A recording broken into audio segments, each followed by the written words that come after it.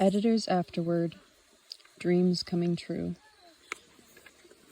The guy who translated this book from Russian to English was John Wordsworth, and the editor was Leonid Sharashkin. So this is Leonid Sharashkin's Afterword note. In the summer of 1996, a tired-looking man was standing on the street corner in downtown Moscow with a self-published 96-page volume in his hand, trying to sell it to passers-by. The book's title was The Ringing Cedars, Anastasia, and the man called himself Vladimir Megré. A woman stopped by, looking at the inconspicuous cover, talked to the author, and bought a copy. Next day she was back, smiling, her eyes shining, to pick up an entire pack to give to everybody that she knew. As it was, the first print run of 2,000 copies of Anastasia sold out in a matter of weeks. What happened next was as miraculous as the story of Vladimir Megré had written down. New print runs of first 2,000, then of 10,000 sold out within weeks. Not long afterward, millions more were printed and sold. By 1999, Vladimir Megré was one of Russia's most popular authors, and the 7 books published to date have sold over 10 million copies to their original Russia alone, not counting their translated editions in more than a dozen languages.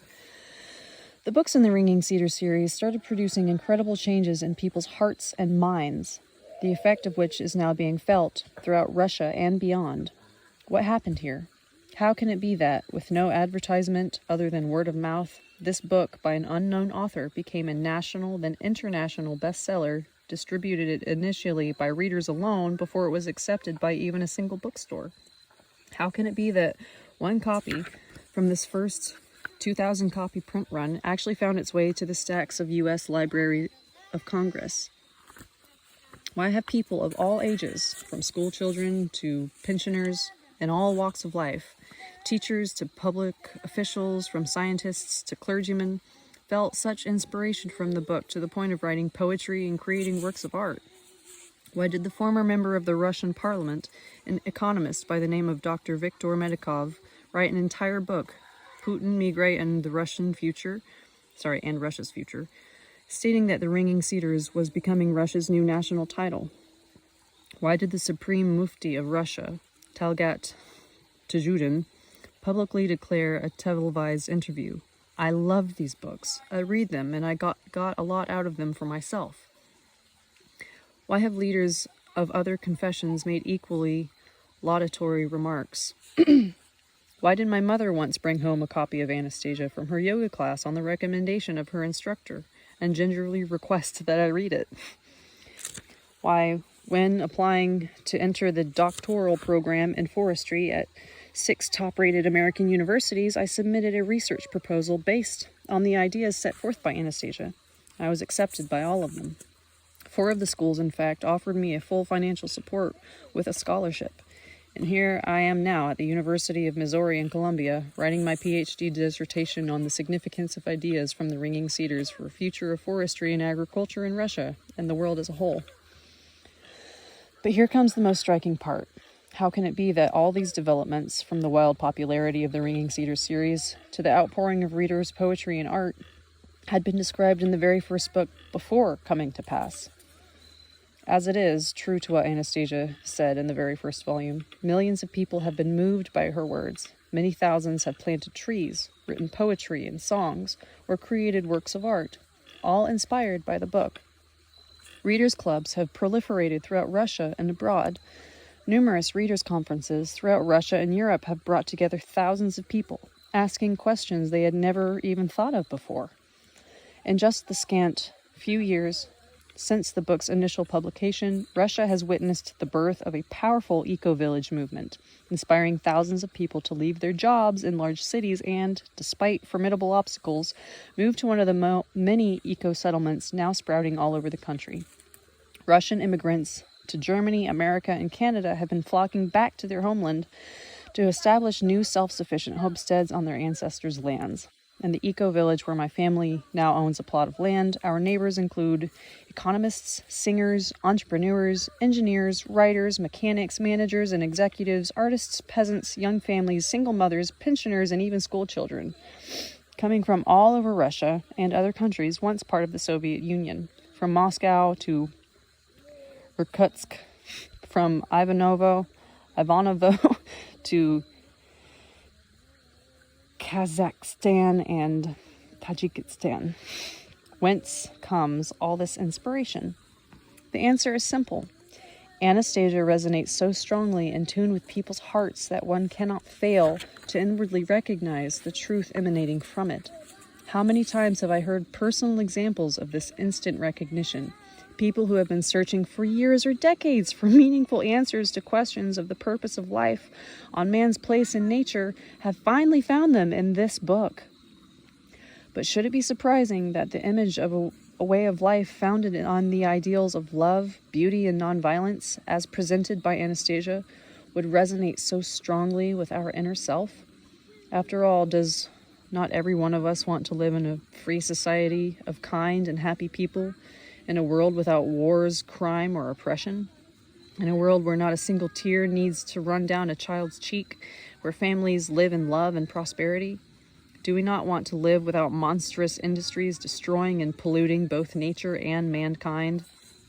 Do we not want to enjoy creative labors for the benefit of both our families and our communities, instead of suffering through boring jobs merely to enrich faceless corporations? Do we not want a society based on mutual help and cooperation rather than competition? But you may say this was just Anastasia's dream, or Vladimir Megré's dream. And a dream is simply a dream. But cannot each of us dream of a desirable future and then act to bring this future about? Is it not what John Lennon was singing about in his Imagine? You may say I'm a dreamer, but I'm not the only one. I hope someday you will join us and the world will live as one. Is it not what one of the greatest economists of the 20th century, E.F. Schumacher was referring to in his seminal work, Small is Beautiful? It might be said that this is a romantic, utopian vision. True enough, what we have today in modern industrial society is not romantic and certainly not utopian as we have it right here. But it is in very deep trouble, and it holds no promise of survival. We jolly well have to have the courage to dream if we want to survive and give our children a chance of survival. The crisis of the industrial society will become worse and end in disaster until or unless we develop a new lifestyle which is compatible with the real needs of human nature, with the health of living nature around us, and with the resource endowment of the world. Fortunately, the disaster may still be averted, as more and more people in Russia and throughout the world, drawing their inspiration from the Ringing Cedars, acquire the courage to dream and create an image of radiant reality for themselves and for their children, and get down to work in this direction. The spiritual and practical revelations presented in this book are unparalleled in so many areas that their discussion could fill entire volumes. Let me but mention Anastasia's beloved Dachniks, a discovery of exceptional significance. As it happens, the most obvious and significant things often go the most easily unnoticed. This is particularly true about Russia's dacha movement. Judge for yourself. Anastasia and Vladimir were the first to speak about the importance of Dachniks. Now it turns out that according to a widely available official statistics published every year in Russia's primary statistical source, Russia v. Cifrank, over 35 million families, this amounts to 70% of the country's population, grow their food on their plots and collectively provide more vegetables, fruit, and even meat and milk than the whole country's commercial agriculture taken together. Why had nobody paid attention to these numbers earlier? Why didn't they ever surface in the discussion on the present and future of Russia, and indeed the world's agriculture? Why did nobody take seriously President Boris Yeltsin's confession that he was spending his weekends tending a vegetable garden, growing potatoes and radishes? Should you choose to research for yourself the questions discussed by Anastasia, you will soon discover the truth of her assertion that her knowledge is already shared, at least partially, by a number of people in our world, and that collectively they know practically everything, only they do not fully understand how it works. Take communication with plants, for example. It sounds incredible at first, but it only requires a reading of Peter Tompkins and Christopher Bird's well-researched The Secret Life of Plants to gain an entirely new perspective and conclude, she must be right. But could it be possible that all diseases are curable through such interaction with plants, as Anastasia argues? It would take a complex and lengthy scientific study to test this hypothesis. Fortunately, that is not necessary, as in addition to a growing number of personal testimonials from thousands of people, there is factual evidence at hand that can dispel any doubts.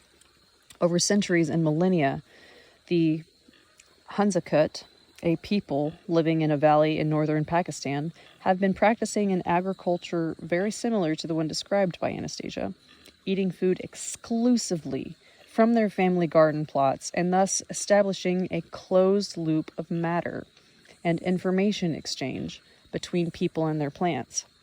And they are recognized as the most healthy and long-living people on Earth. The Hunzakut commonly live to more than 100 years, and men becoming fathers at age 90 is not a rarity. Can it be that this information exchange between an individual person and a plant Anastasia talks about is the missing link to understanding human nutrition? Even in the absence of scientific studies, why not try it? The science will catch up. Furthermore, why should we be skeptical about Anastasia's ability to live without concern for acquiring food or clothing, effortlessly relying on nature for a complete life support system? Is it not exactly the same ideal of life taught to humanity in the Bible? He who watches the wind will not sow, and he who looks at the clouds will not reap.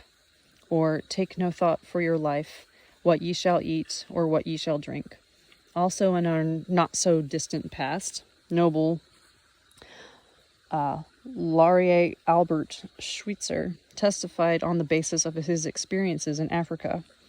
In return for very little work, nature supplies the native with nearly everything that he requires for his support. Looking around, should one doubt that truly happy children can only be raised in nature?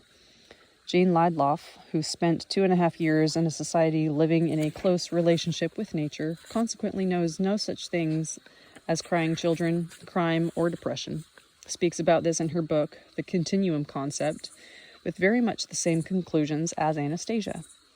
Again, this list could continue. In fact, researchers could, and probably will, write volumes of commentary on almost every statement contained in Anastasia. Yes, doubts naturally do creep in.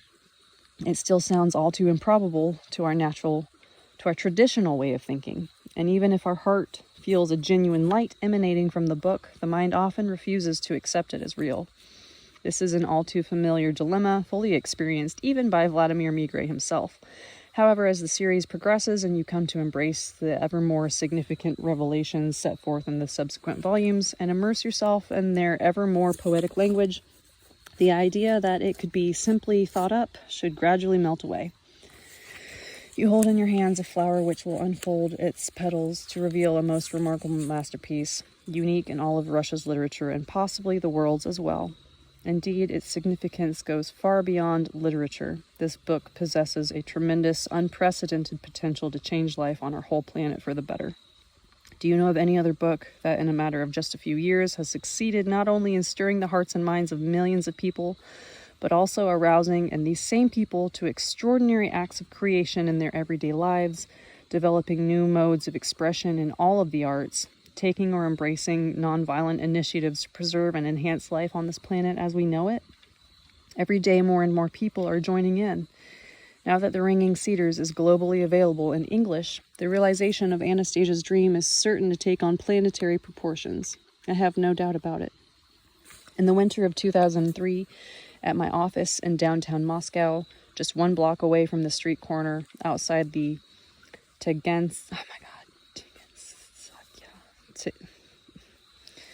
some big T word metro station where Vladimir Megré had been selling the first copies of his book. Only 6 years earlier, Igor Vladimirov, head of the Anastasia Readers Club in St. Petersburg, mused one day looking at the snowflakes dancing outside the window. Wouldn't it be wonderful to have Anastasia published in English? It would, I agreed. You are a professional project manager and you speak English fluently. Is that true? Yes, more or less. Well then, why are you sitting here? We laughed. A subsequent chain of circumstances and events led me to certain people, including Vladimir Megré himself, who became instrumental in carrying out the English translation project. The story of the unusual coincidences and struggles behind this edition could easily form the stuff of a suspense thriller, which I shall probably write one day. In the meantime, I take comfort in the fact that you are now holding a masterpiece, a masterfully translated volume in your hands. This alone is a good indication that dreams really do come true. Leonid Sharashkin, Columbia, Missouri, USA, January 2005.